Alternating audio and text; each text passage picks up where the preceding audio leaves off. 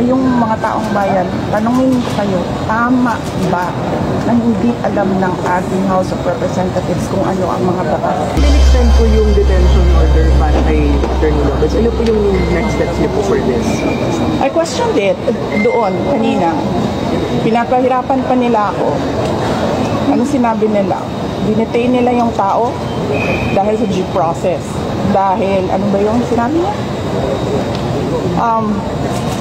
Walang due process ang pagpapatanggal kay Gloria Mercado at iba pang officials ng Department of Education. Anong sinabi ko kanina?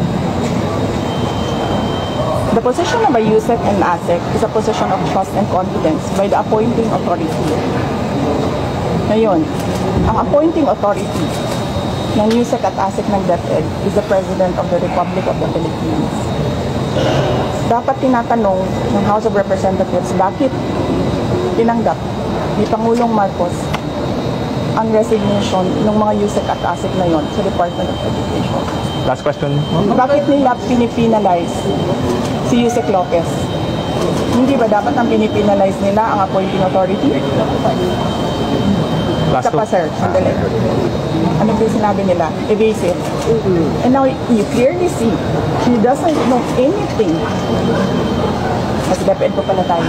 Pero pagdating natin sa OBP, makikita ninyo, she doesn't know anything about confidential funds. So saan doon ang evasive answers? Last question.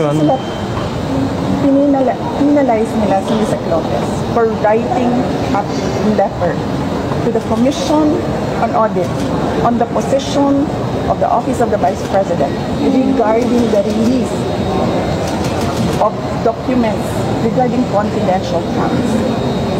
Bakit mo i-penalize ang tao pumirma para sa isang opisina, posisyon ng opisina? Saan ang justisya dito? And ano sinabi nila kanina? Diba? Apparently, hindi nila alam ang batas. Ano sabi nila? Questionin mo na lang sa korte. Saan kami pupunta? Sa mga ginagawa sa amin. Mismong committee, alam na nilang mali yung ginagawa nila. Sabihin lang sa amin, pumunta ka sa korte. Napakadali na sabihin nila, okay, we will set aside the detention order. Pero hindi. Mali na nga yung una mong detention. Mali pa yung sumunod mo na order.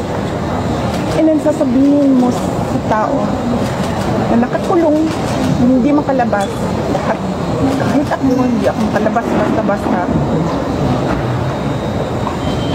Dalhin mo yan sa korte. Tama ba yun? Kayong mga taong bayan, tanongin ko kayo, tama ba na hindi alam ng ating House of Representatives kung ano ang mga